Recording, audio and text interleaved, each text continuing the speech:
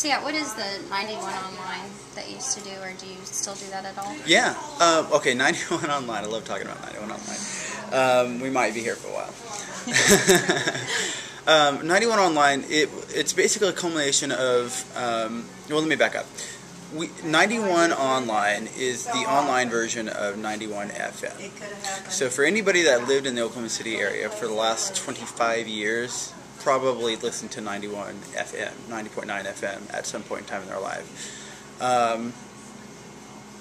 Long story short, about 4.5 years ago, 5 years ago, we got bought out by another company, and all the DJs, all the programming went away. They completely flipped the format, and basically everybody just kind of had to, you know, go their own ways, do their own thing, and it just kind of left a huge void in not only the DJs' lives and, you know, the families' lives, but the lives of the people in the city. You know, still to this day, I get emails from past fans and listeners saying, "Hey, you know, I really miss 91 FM. When are you going to bring it back?" And it took us about 4 years to kind of go through all the emotions of being angry and hurt and upset and all that kind of stuff, to finally move to a healthy, clean place where we could finally listen to our hearts and listen to what the listeners are saying and saying, "Hey, we want you to come back, we want you to come back." So last year about this time, we did a little bit of market research and taught a petition to see kind of what the interest was in 91, bringing 91 FM back in some capacity. We didn't know how, we didn't know what we were going to do, and it just the results were just overwhelming. Everybody was like, "We will do whatever it takes, we want 91 FM back." And so thus began the process of you know, trying to figure out how we were going to make that happen.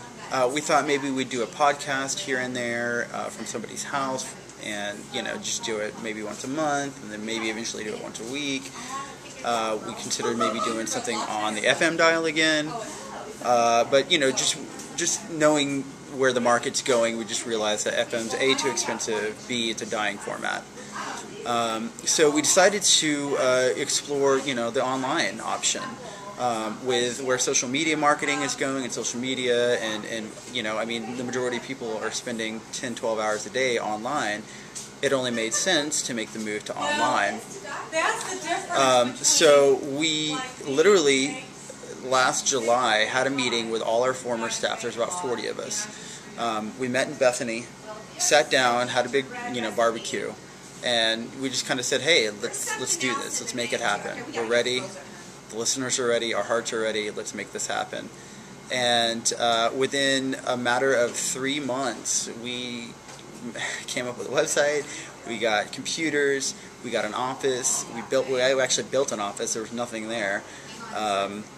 We got all our equipment set up. We got all our music set up in the computers. We bought all the programming. We got all the licensing, all that kind of stuff in a matter of 3 months.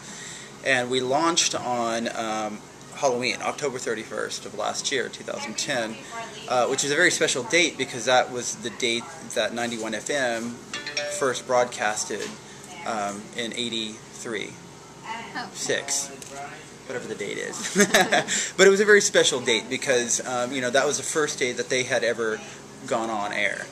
And so this was just kind of an homage to our history and to our past. And so we relaunched again last October.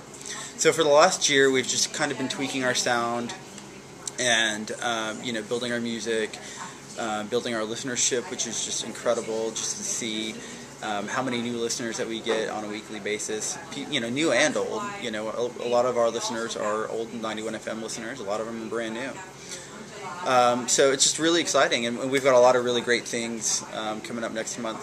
So we're officially launching the website, the full website, completely new sound of 91. All our voice imaging is completely done. All the DJs are, you know, where they need to be. So it's just really exciting.